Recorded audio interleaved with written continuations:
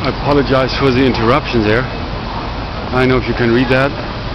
Commemorating the 50th anniversary of the foundation of the United Nations in San Francisco, June 26, 1945. And so I wanted to read this with you, which is really powerful. I've come to realize that. Absolutely, you know, leading to City Hall. And so I just show you that. Or actually can read it with you. We the people of the United Nations, determined. And so it goes all these little blocks that lead to City Hall. Yeah, weave together into this very powerful message. And again over here, you know, because that's the thing, the truth will set us free, no doubt about that.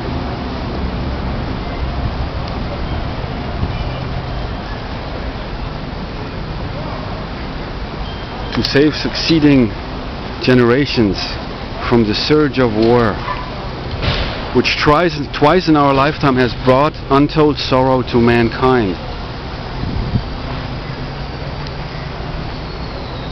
We the United Nations, it's all about unity. That's the truth. I love this part here. To reaffirm faith in fundamental human rights, in the dignity and worth of the human person, in the equal rights of men and women, and of nations large and small. Oh, no.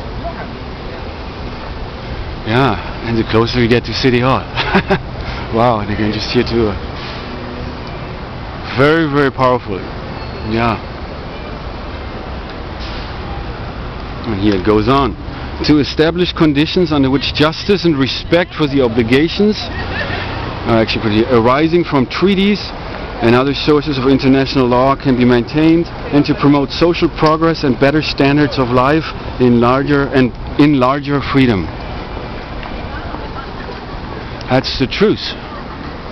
Yeah, the truth.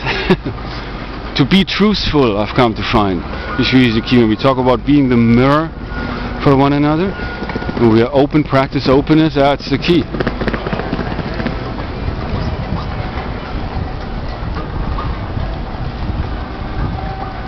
I can't really read that here. I'll just read it. To practice, and for these ends, to practice tolerance, I love that, and live together in peace with one another as good neighbors, and to unite our strengths to maintain international peace and security.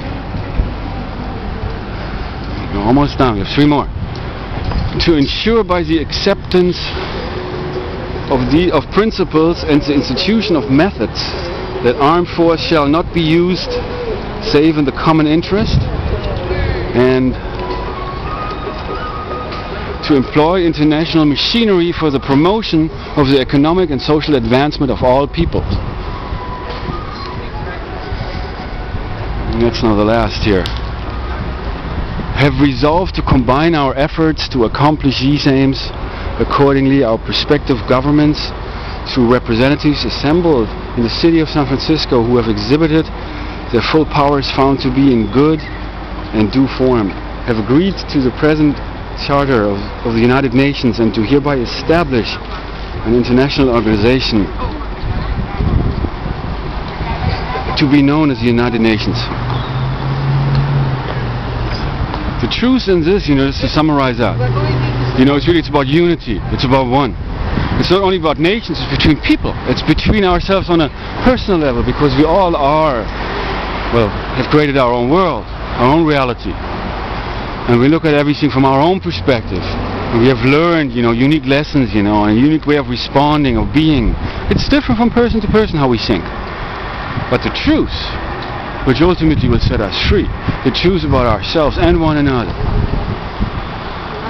So I was very touched by reading that. It was very beautiful, very beautiful.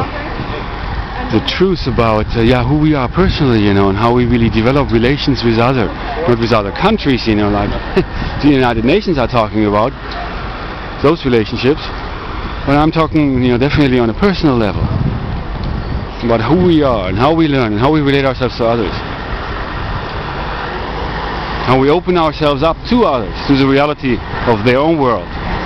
And United Nations, united people, unity, community, common unity, building, you know, in a virtual way, in a room, online, of course, people coming together, getting to know each other and talking about whatever comes up, whatever people want to talk about. Practice freedom.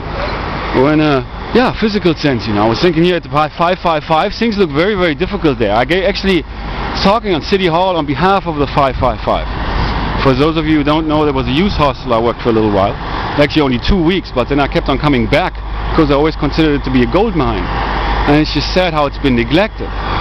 And people have been complaining, and the neighbors have been complaining, because it's actually kind of very like a flop house atmosphere, you know, and a lot of tweakers there, a lot of drug use, come to find. And the neighbors have been complaining, and the city has been complaining. And when I started working there, which only again was for 2 weeks, about 2 years ago, I tried to bring that vision there and actually talk to Frank, the owner, about that vision. And I said, but he wanted me to do certain things and just be harsh, you know, and kick people out he didn't want there. But after 2 weeks, well, he thought, you know, it wouldn't work anymore, so he let me go. And since then I came back over and over and over and over and over. But anyway, this would have been a great opportunity, and maybe still, you know, to do physical community building there, to creating a community, an intentional, interactive community, where people relate actively and do things together, organizing, become organized. No doubt about that. United Nations, united people. You know, let's act in that awareness. That's what the conscious revolution is all about. So I'm very happy to be able to share that with you. And let's come together. Not only learn together, but work together. To be the change, to become the change we want to see. Time is money. Time is to be used. Time is of the essence. That's the key. We all have the same amount available. How we use it, that's up to us. What we want to think about, what we want to do, our choices, the freedom is totally up to us. We can do whatever it is we like. Especially here in the West, you know. If you consider, you know, if you grew up, or maybe you are, you know, living in China, in Asia, in Africa, wow. It's a big world. It's a very, very big world. I almost got hit by this very, very big car. I'm very, very much within the moment. You know, I guess you probably have noticed that about me, and I hope you can appreciate that. But it's been me, myself, and I. You know, I'm actually, it's just that. My relationship to people, you know, there is really none. I mean, I have a lot of people who have responded to my ads, you know, and have seen my work online and really wanted to communicate, become friends, work together. And I've maybe sent one email back and I never heard anything back from them. And I didn't pursue that. I had phone numbers, you know, in my phone book I have about 30 numbers of people, you know, I don't contact you, who contacted me about working together, even doing workshops, you know, and different kinds of things. And one gentleman just recently, you know, called me up and he wanted to meet in around here in San Francisco about helping me promote me, you know, and organizing workshops and things.